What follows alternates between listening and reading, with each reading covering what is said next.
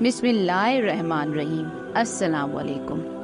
حضرت نوح علیہ السلام اور طوفان نوح کے بارے میں آلریڈی تفصیل سے الگ الگ ویڈیو بنا چکی ہوں، اس ویڈیو کے اینڈ اسکرین میں آپ کو مل جائیں گی۔ آج ہم جانیں گے طوفان نوح کے بعد کیا ہوا، کیسے دنیا آباد ہوئی۔ تو چلیں شروع کرتے ہیں۔ حضرت نوح علیہ السلام اور آپ کی قوم کا قصہ قرآن پاک، احادیث طیبہ اور بزرگان دین کے اقوال سے ماخوذ ہے۔ حضرت آدم علیہ السلام کے بعد صالحہ زمانے کے گزر جانے کے بعد قوم بت پرستی میں مشغول ہو گئی۔ جب زمین میں فساد پھیل گیا اور ہر طرف بتوں کی پوجا عام ہو گئی تو اللہ تعالیٰ نے اپنے بندے نوح علیہ السلام کو رسول بنا کر بھیجا تاکہ وہ ایک اللہ کی عبادت کی طرف لوگوں کو بلائیں اور غیر اللہ کی عبادت سے روکیں۔ حضرت نوح علیہ السلام سب سے پہلے رسول ہیں جو اللہ تعالیٰ نے زمین والوں کی طرف بھیجا۔ حضرت نوح علیہ السلام کے بعد ہر نبی اور رسول ان کی اولاد سے ہوئے اور حضرت ابراہیم علیہ السلام خود حضرت نوح علیہ السلام کی اولاد میں سے ہیں۔ ان کے بعد آنے والے نبی اور رسول حضرت ابراہیم علیہ السلام کی اولاد میں سے ہیں۔ نبی اور رسول میں کیا فرق ہے، اس پر میں پہلے سے ویڈیو بنا چکی ہوں، آپ کو اوپر آئی بٹن میں مل جائے گی وہ ویڈیو۔ فرمان الہی اور سوار کر لو انہیں جو آپ پر ایمان لے آئے،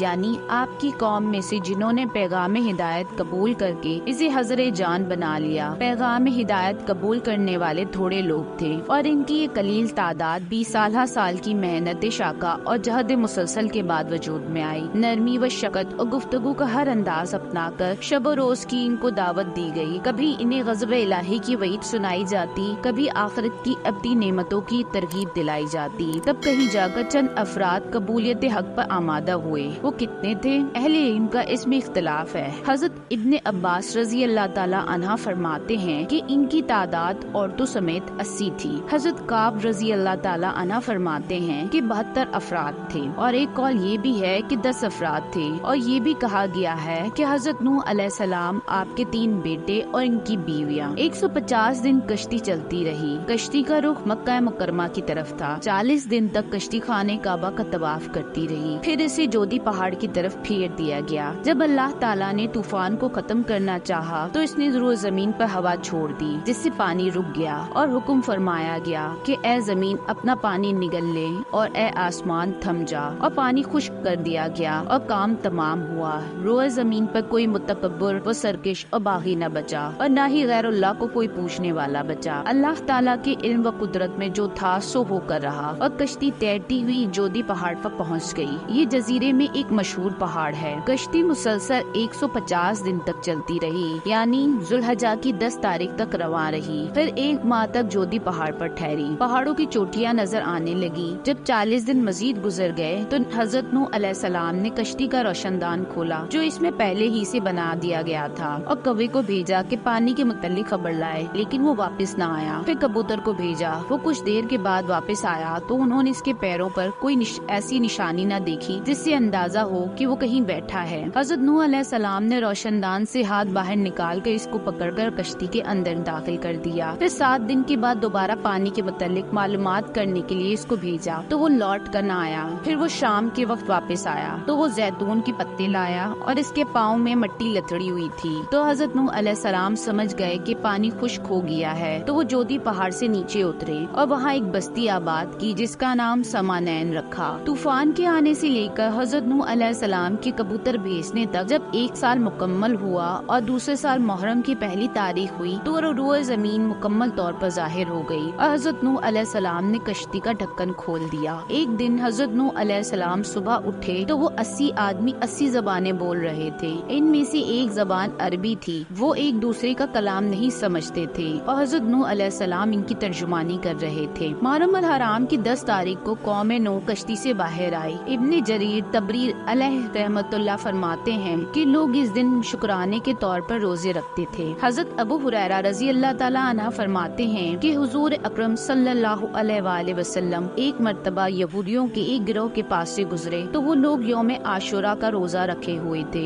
حضور اکرم صلی اللہ علیہ وآلہ وسلم نے فرمایا تم نے کس چیز کا روزہ رکھا ہے؟ انہوں نے عرض کیا اس دن حضرت موسیٰ علیہ السلام اور بنی اسرائیل کو نجات ملی اور فرعون غرق ہوا۔ حضرت نوح علیہ السلام کی کشتی جودی پہاڑ پر ٹھہری اور قوم نوح کشتی سے باہر آئی۔ حضرت موسیٰ و نوح علیہ السلام نے اس دن اللہ عز و جل کے شکر کے لیے روزہ رکھا۔ ہم انہی کی پیروی کرتے ہوئے روزہ رکھتے ہیں۔ آپ صلی اللہ علیہ وآلہ وسلم نے فرمایا کہ موسیٰ علیہ السلام کی محبت میں زیادہ حقدار ہوں کہ روزہ رکھوں۔ اپنے صحابہ کرام سے مخاطب ہو کر فرمایا کہ جس نے صبح سے کچھ نہیں کھایا وہ روزے کی نیت کرے، اور جس نے کھا لیا ہے وہ شام تک احتراماً کھانے پینے سے گریز کرے اور باقی دن کا روزہ رکھے۔ اہل کتاب کے قول کے مطابق اللہ تعالیٰ نے حضرت نوح علیہ السلام سے فرمایا تو نکل، تیرے بیٹے اور ان کی بیویاں بھی نکلیں اور تمام چوپائے کشتی سے باہر نکل آئیں تاکہ نسل بڑھے اور پھیلے اور زمین میں انسانوں کی آبادی بڑھے۔ پس کشتی سے تمام جانور اور چرند پرند انسان اترے۔ پھر حضرت نوح علیہ السلام نے ایک ذبیح خانہ بنایا اور تمام حلال چوپائے اور پرندے اللہ کے نام پر قربان کر دیے، اور اللہ تعالیٰ کی طرف سے حضرت نوح علیہ السلام سے وعدہ کیا گیا کہ آئندہ ایسا زبردست طوفان اہل زمین پر نہیں آئے گا، اور اس وعدے کی یاد کے طور پر اللہ تعالیٰ نے قوس و قزح کی علامت بنا دی جو بادل میں ظاہر ہوتی ہے۔ اس کے بارے میں حضرت ابن عباس رضی اللہ تعالیٰ عنہ سے مروی ہے کہ وہ فرماتے ہیں کہ یہ طوفان میں ڈوبنے سے بچاؤ کی نشانی ہے۔ جب حضرت نوح علیہ السلام نے بحکم الہی ہر جوڑے کو کشتی میں سوار کیا تھا تو آپ کے ساتھیوں نے عرض کیا کہ ہمارے ساتھ تو شیر بھی ہے، شیر کی موجودگی ہمارے لیے اور دوسرے جانوروں کے لیے امن و امان کا باعث کیسے ہوگی؟ اللہ تعالیٰ نے شیر کو بخار کی شکایت میں مبتلا فرما دیا۔ روح زمین پر پہلی مرتبہ بخار اس وقت اترا۔ بعد ازاں آپ سے چوہے کی شکایت کی گئی کہ یہ ہمارے اشیاء خورد و نوش کو نقصان پہنچاتا ہے۔ اللہ تعالیٰ کے حکم سے شیر نے چھینک ماری جس سے ایک بلی نکلی۔ بلی کو دیکھ کر چوہوں کے اوسان خطا ہو گئے اور وہ دبک گئے۔ اللہ تعالیٰ نے فرمایا اے نوح سلامتی کے ساتھ اتر، تجھ پر برکت ہو اور ان امتیوں پر جو تیری اولاد سے بعد میں پیدا ہوں گے سلامتی ہے، کیونکہ اللہ تعالیٰ نے آپ کے ساتھ سوار ایمان والوں کی نسل کو اور اولاد کو زندہ نہ رکھا۔ نسل کا سلسلہ صرف حضرت نوح علیہ السلام سے جاری ہوا۔ اللہ تعالیٰ کا ارشاد ہے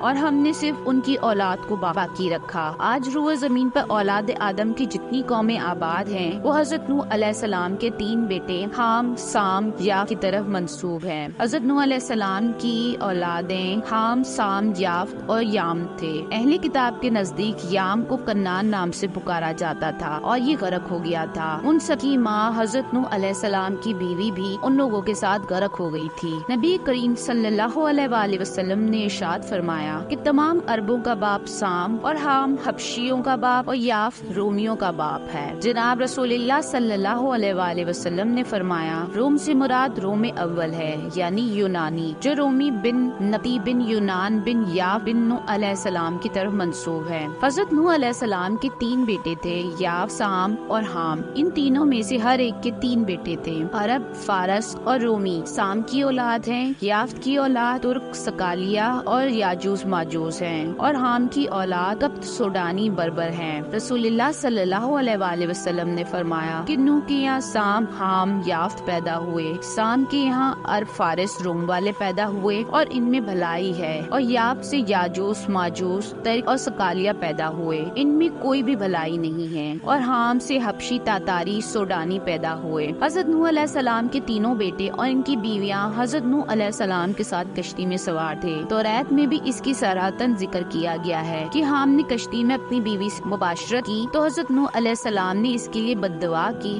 کہ اس کی اولاد بدصورت پیدا ہو۔ پھر اس سے ان کا کالا بیٹا کنان بن حام پیدا ہوا جو سوڈانیوں کا جد اعلیٰ ہے، اور یہ بھی کہا گیا ہے کہ حام نے اپنے باپ کو سوئے ہوئے دیکھا، ان کے ستر سے کپڑا کچھ ہٹا ہوا تھا، حام نے اس کو نہ ڈھانپا اور اس کے دونوں بھائیوں نے ڈھانپ دیا، اس لیے حضرت نوح علیہ السلام نے اس کے حق میں بد دعا کی کہ اس کے بچوں میں تبدیلی ہو جائے اور اس کے بھائیوں کی غلام بن جائے، اور سیاہ رنگ حبشیوں کی نسل چل پڑی۔ حضرت نوح علیہ السلام کی عمر مبارک کے بارے میں صحیح احادیث تو نہیں ملتی، مگر قرآن مجید کے الفاظ کے سیاق سے پتہ چلتا ہے کہ حضرت نوح علیہ السلام نبی بننے کے اور طوفان آنے سے پہلے تک اپنی قوم میں 950 سال ٹھہرے، پس طوفان کے آنے کے بعد کتنی مدت زندہ رہے اس کا علم تو اللہ تعالیٰ کو ہے۔ امید کرتی ہوں آپ کو میری یہ ویڈیو پسند آئی ہوگی، تو پلیز میرے چینل کو لائک اور سبسکرائب ضرور کیجیے گا تاکہ آنے والی نئی ویڈیوز کی نوٹیفیکیشن آپ کو ملتی رہیں۔ شکریہ۔